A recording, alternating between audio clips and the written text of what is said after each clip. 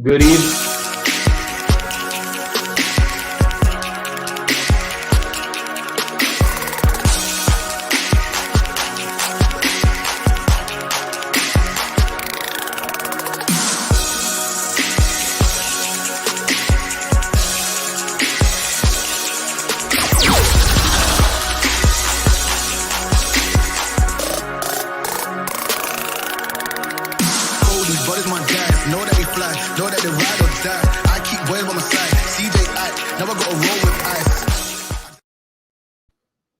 Good evening. I'm Zachary Draves of NBS, and welcome to Beyond the Game.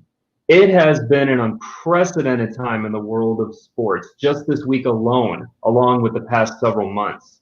Athletes are calling to action. They are finding their voices, and they are fighting against systemic injustice in unprecedented ways, not only in the professional realm, but also in the world of college athletics. And we are blessed today to have three athletes from the Pac-12 #WeAreUnited movement joining us this evening. We have here Dallas Hobbs of the Washington State football team. We have here Michaela Aldolphis of the UC Davis track team. And we also have Flora Oliveira, UC Davis track team as well. Welcome to all three of you for joining us on Game this evening. Yeah, thanks for having us. Hi, thank you. Thank you.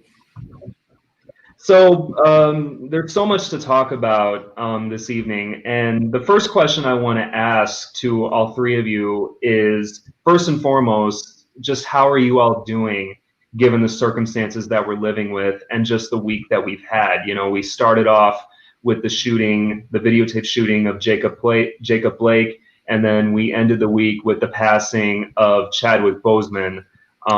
So just want to see where all of you are at this time. So Flora, I'll start with you. Yeah, definitely. It's been a very tough year. Social unrest is not something easy to deal with, and especially for student athletes, we're constantly dealing with it on the athletic side and in real life as well. So back to back, it's been a lot. And to hear like the thing with Chadwick and everything, and to not have known everything that was going on behind the scenes was very rough. But yeah. Mm-hmm. And Michaela, same question to you. How are you holding up? I'm okay.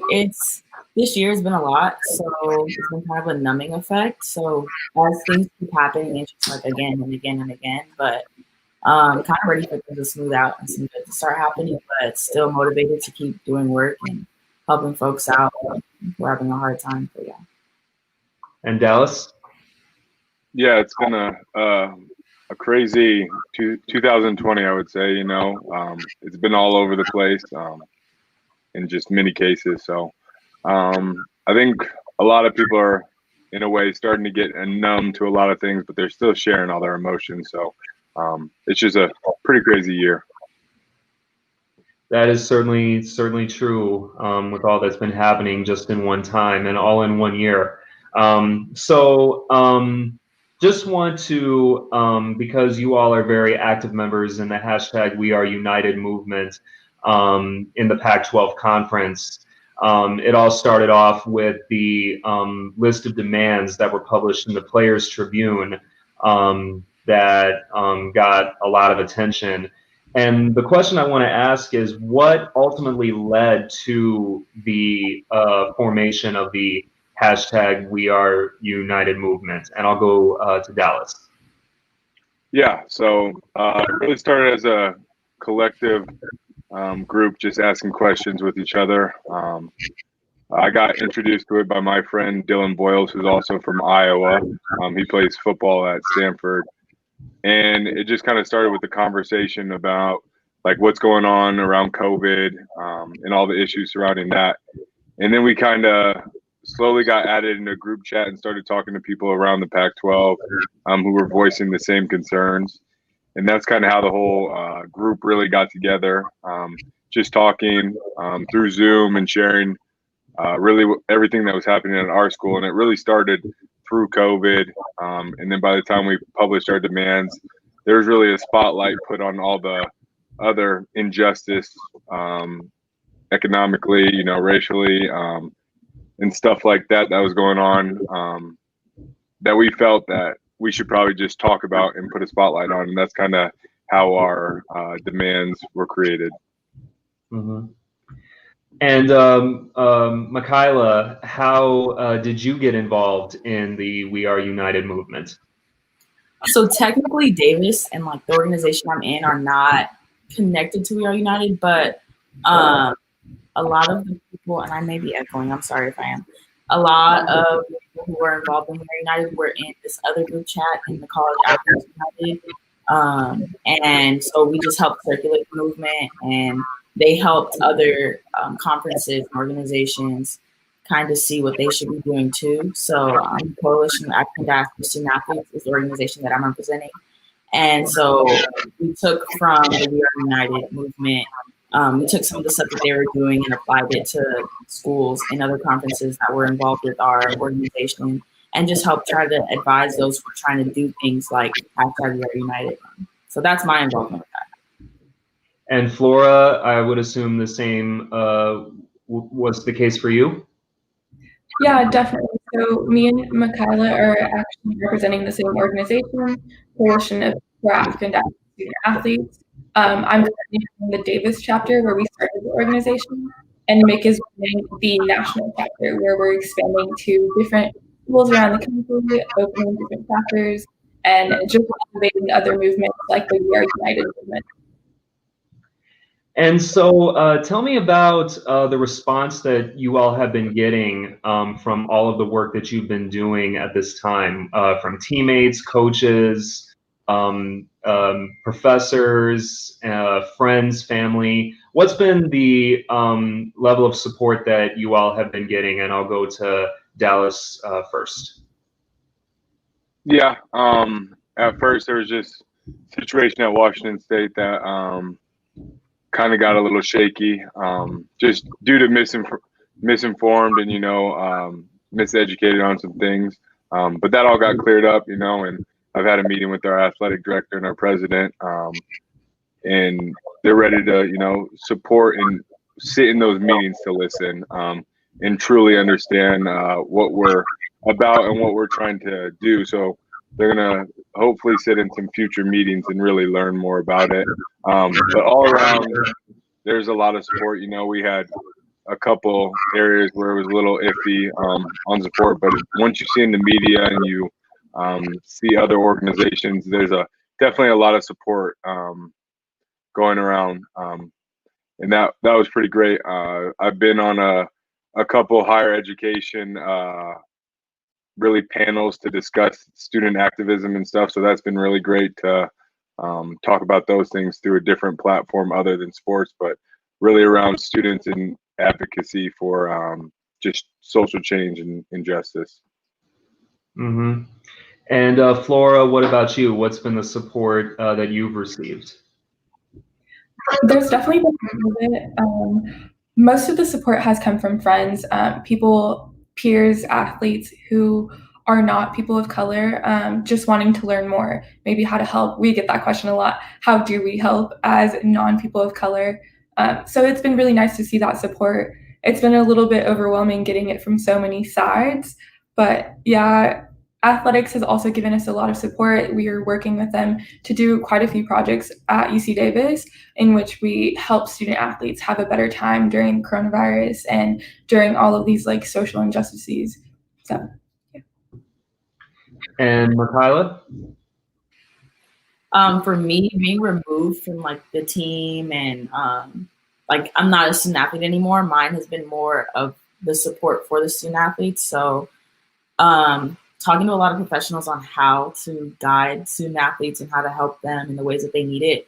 And then also feeling like I'm able to serve on a different level, because it's not like I'm a professional or somebody that they're used to going to for advice. I'm kind of still on that same level as the athlete, but I'm able to give them some more knowledge that they may not have access to. And really helpful, who's been really helpful with UC Davis and mentors at UC Davis. They've been really trying to support CADS on the national and the UC Davis side. So yeah, that's where my work has been. And Mikhaila and Flora, both of you mentioned the organizations that you are a part of and that you organized on the ground, and also given COVID in the virtual space. Talk a little bit more about the organizational work that you all are doing during this time. You mentioned it earlier, but just kind of elaborate more about the goals of your organization, what you want the outcomes to be, and so forth. So Flora, I'll go to you. Awesome. So we started a couple of years ago in 2018 when Mick and a couple other student athletes went to the Black Student Athlete Summit. They came back with this experience of seeing that we needed a Black student athlete space on campus. And that's where the idea grew. And they brought in the founding members, which I became part of. And so we created a space for Black student athletes on campus to advocate and support them. We quickly realized that just holding a safe space wasn't enough.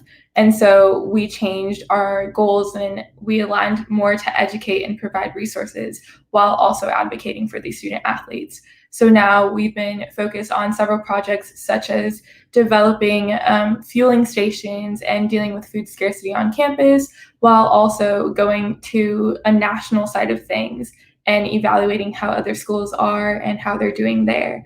And Mick can talk a little bit more about that because she's our expansion director. Yeah, absolutely. So, Mikhaila, you can go ahead and elaborate on that. Yeah, so our focus is building community for Black student athletes and then connecting them to the greater Black community.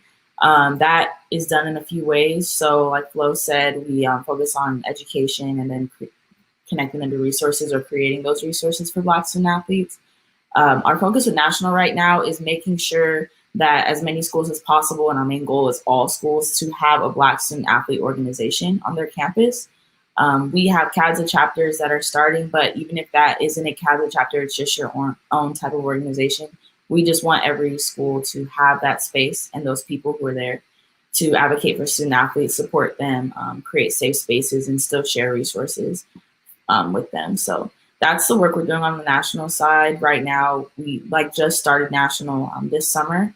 So our real focus is getting it out there and talking to as many student athletes as possible to try to help them see the importance of having a Black student athlete organization and then showing them how they can do it. It seems a little overwhelming at first, but I mean, if we were able to do it at Davis, you can do it anywhere. It's just finding those people who can help you make that happen, finding the resources that will help you get things off the ground, and then getting the student athletes involved. So yeah, that's the main focus of National.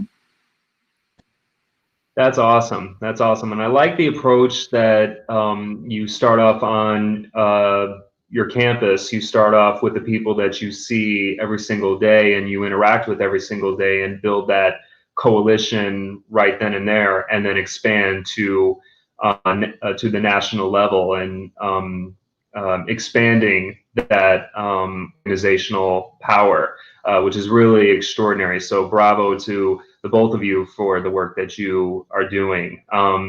And Dallas, I just wanted to ask you, kind of going off that point, on the campus of Washington State, have you been in contact? Have you got involved in any student organizations on campus that are for student athletes?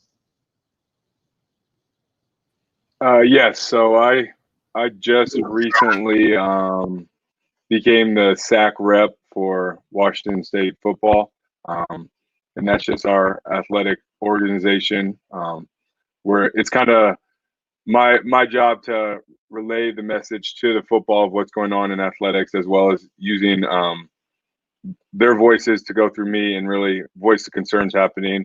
And then also last year, me and a couple other student athletes started a Black Student Athlete Association as well at Washington State. And I think that also came because I wasn't able to go. I was busy, but our other founders were able to go to the summit down there in Texas. And I think they brought a whole bunch of information back and really decided that we also needed a safe space for Black student athletes as well. So I'm a chair member on that as well. And there's 3 other student athletes at Washington State.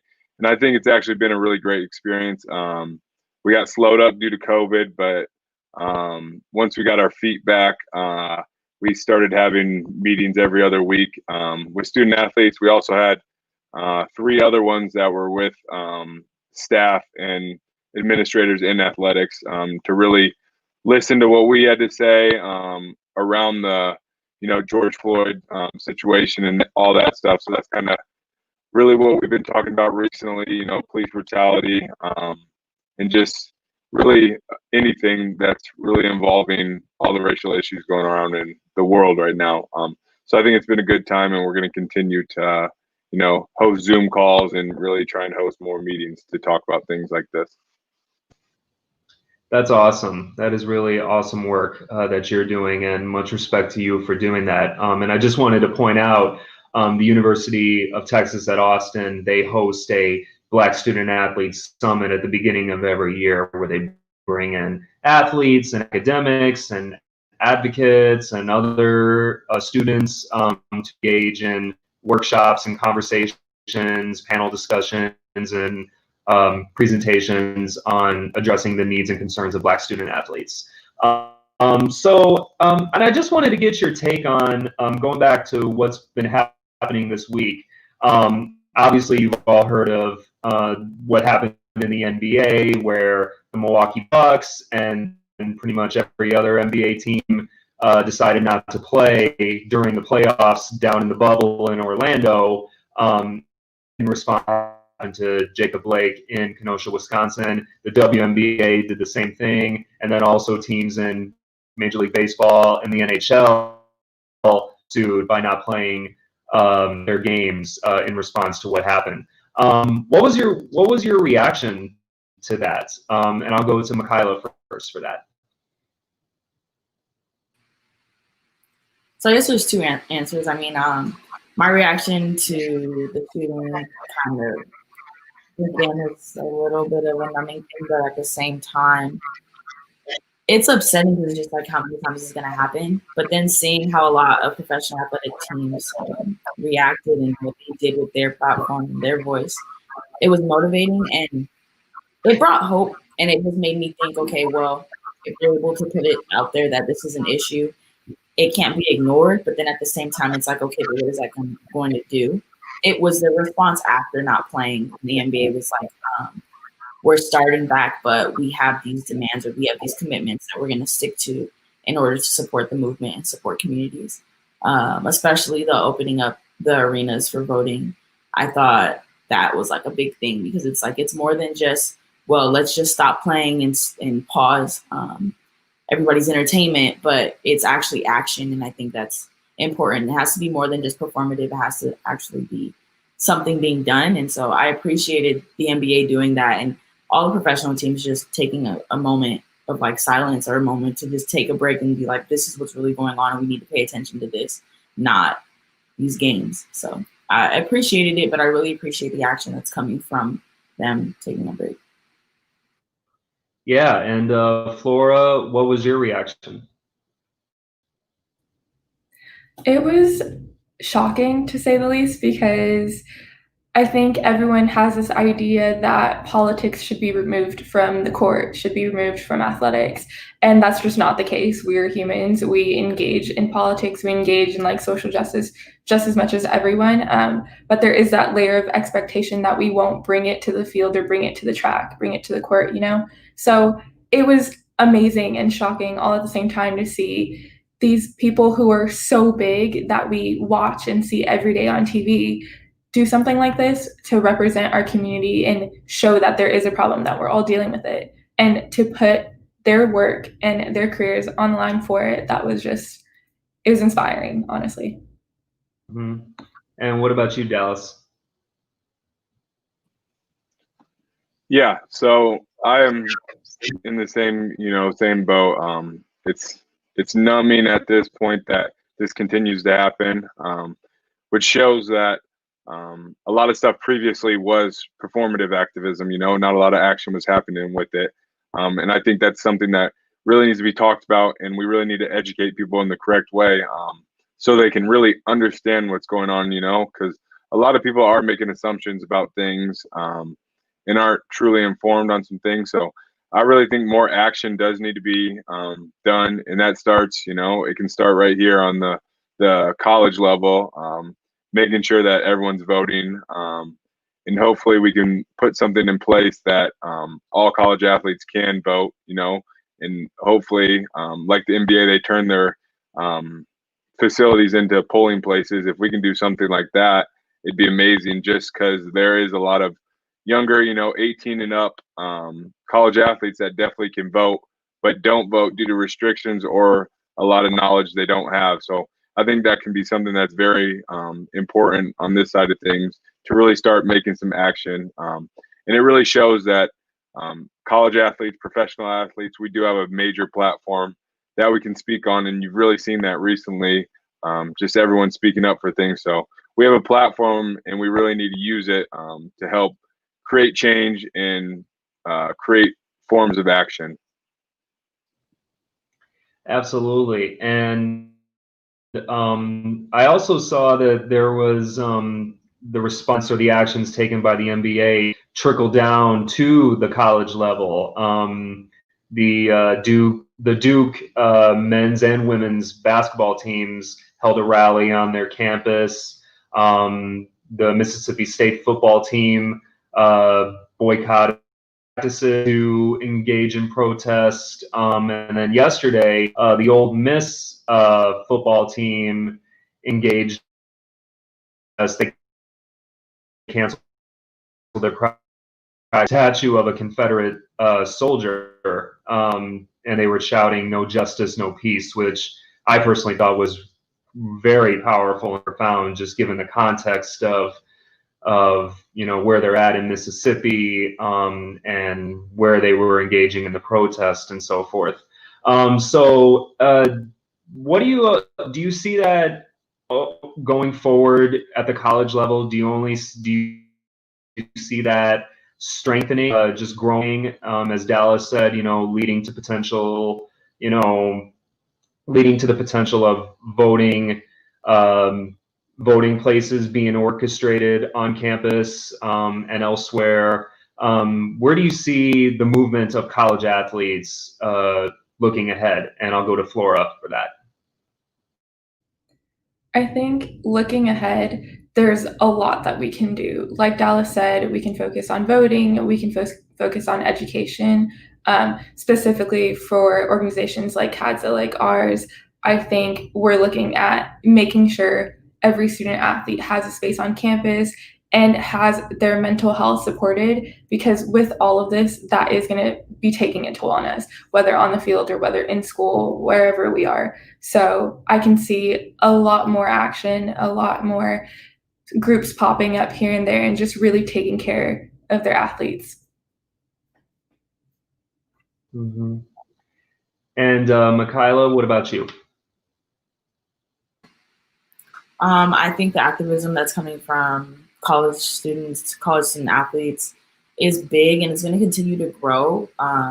Everything's kind of in your face. So before, it was really easy to just be stuck in your bubble and just be all into sports and all into school, because that's all you have to worry about. But now, I think with COVID and then just everything being in your face, the Black Lives Matter movement stuff, everything that's been going on, everything is just right there, and you have nowhere to go and nowhere to look but at it. You can't sit there and just ignore it anymore. So I see that the activism within collegiate athletics to continue to grow. And as college athletes continue to have more power and more of a voice, they'll be able to make a bigger difference. So it's the perfect time for this type of stuff to be growing. And what say you, Dallas? Yeah, I really think that this is going to continue to grow, in college athletics. A lot of people are going to start using their voices, but really using the resources they do have. So these Black student athlete associations on campus and stuff like that will really help athletes voice their concerns if they're not, ready to take it to the public level, and use their platforms to talk. So it's just having that safe space to be able to talk to other people that are feeling the same way, So I think that's going to be something that's big and that happens. And, hopefully there's a lot more education that happens through, our campuses and, career development programs to set us up in that way, and bring in guest speakers and, set up programs that will give us access to education we haven't had before, really on these topics, and really just give us a better idea of what's happening, because a lot of colleges are lacking the resources to give to Black student athletes and give that safe space for education on these type of things. Absolutely. And then one of the issues that certainly has gotten more traction and more attention, even before COVID hit, was the issue of student athlete compensation, or college athlete compensation, I should say. A law was passed in California, was the first state to law that college athletes can benefit from the use of their image, likeness, and so forth. And it seems as though that that issue has only is talked a lot more than it has ever been any time in recent memory. So I'm just curious, like, how does that fit into what all of you are advocating for, the idea of student athletes being compensated for their labor? And I'll go to Dallas for that. Yeah, so one thing with We United is economic rights, and stuff that we are lacking. So that's something we're definitely advocating for, and something that was on our list of demands, from 50% revenue share from TV. I know it's hard to look at, but that's something that can be negotiated. And then also the name, image, likeliness is something that we are trying to fight for, because both of those things are very important to college athletes. A lot of people aren't on these full scholarships, aren't on a lot of educational benefits, so they're lacking the financial backing to really, survive in a way. So I think a lot of these things could help athletes' futures, educationally and just in general, and create generational wealth. A lot of people ask, like, what colleges can do, to help the racial issues going on. If we're able to get this financial help through name, image, likeness, or other resources, that's a way to change a lot of people's future. Bring a lot of people, quote unquote, out of the mud that are struggling. So that financial backing can create generational wealth for a lot of families. Because I know people on our team, whatever money they do get, they pay their rent. They put a little away for food and resources, but then they send the rest away to their parents and stuff. So it's just little things like that that will help people's future. And Michaela, how important is the issue of student athlete compensation to you? I think it's super important. I think about a lot of student athletes who were doing things before, may that be they were modeling, or they had a store, they had whatever they were doing to make money before they came to their university. And like all of that has to stop, or is erased or taken away from them. And that's not fair, because you're more than an athlete. And the idea of being more than an athlete also comes down to compensation. If you're not being compensated for what you're doing fairly, then what are you really to that institution? And it's not enough to say, well, you get an education. That's true, but a lot of student athletes are still in debt because they're paying for that education while they're putting their bodies on the line and their minds on the line and their mental health and everything. They're putting their lives on the line for these athletic departments and putting all of this energy and all of this time. And what are they getting? Some are getting a lot, but it's a very small handful that are getting a lot.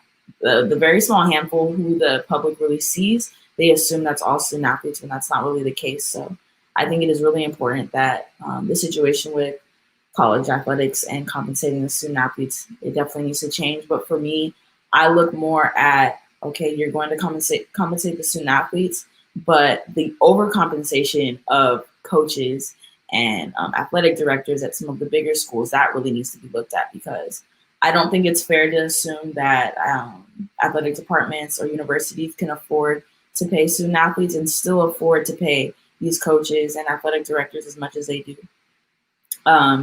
So that goes all the way up the chain when it comes to the NCAA to me. So I look at that big picture and how that can be mitigated too while we're looking at compensation for student athletes. And what say you, Flora? How important is the issue to you? I think it's extremely important.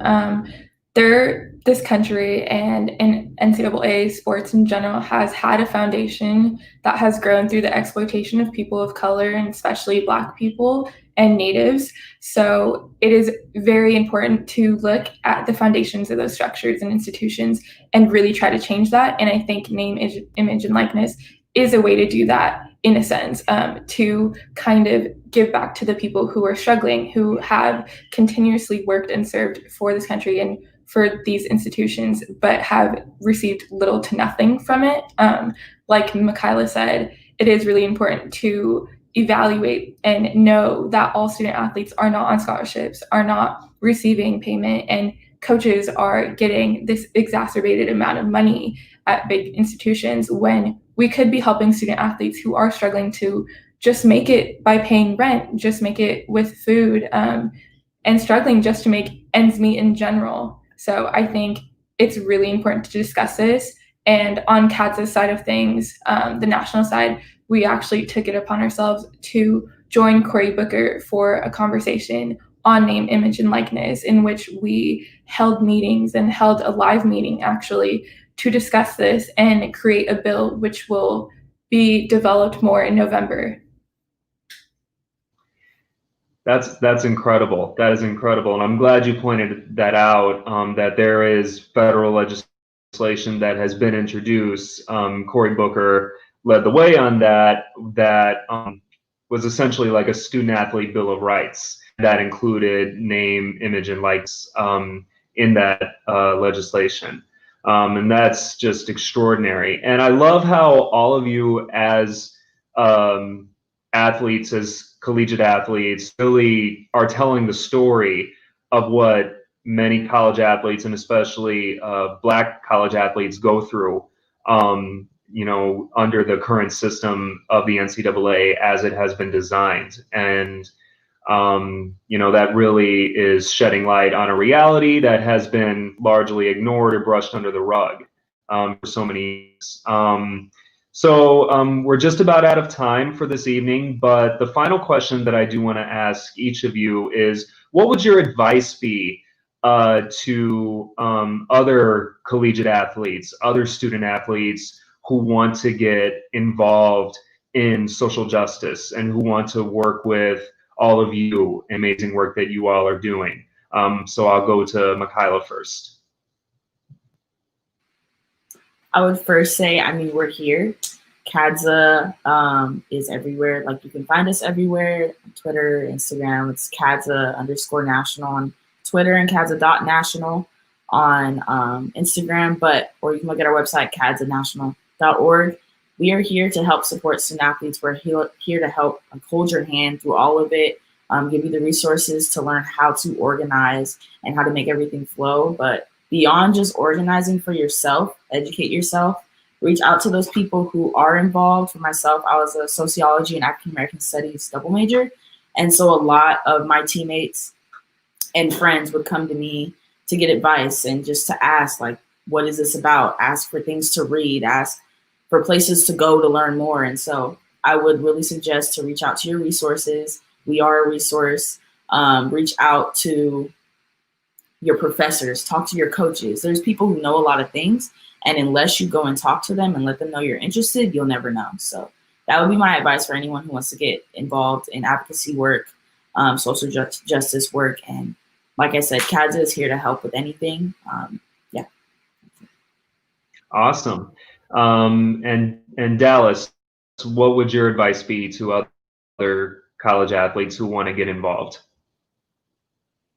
Yeah, it'd be the same thing, really looking around your campus. A lot of people are active on social media now talking about these things. So reach out to people like that, because it really just starts as a collective group, voicing the same concerns. So find your Black Student Athlete Association or whatever it is on your campus to really understand what they're going through on that side, or just reach out to, if it's not an athletics association, there's a lot of places on campus that college students are advocating for something. So you can reach out that way. So really it's kind of doing the research on your campus, and then really just reaching out to some people, because there's a lot of students out there now, and also some other national organizations that are advocating for a lot of things. So you really kind of just do some research on the topics that you're really interested in, and find those places on campus, as well as professors,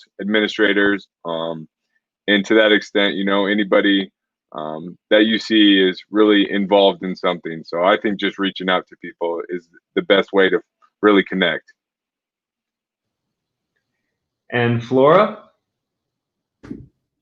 Yeah, so I definitely share the same sentiments. I would tell anyone to reach out as much as they can to the people around them, gather as many resources as you can. And one thing that worked for me a lot of the way was reaching out to the centers on campus that are already existing.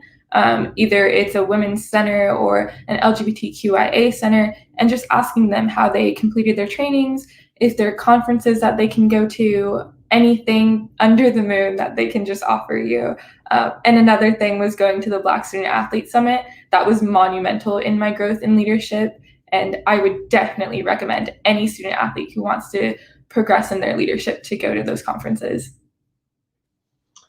That is incredible. Well, you all have already established yourself in a significant place in history, from the Wyoming football team back in 1969 and the football team in 1970.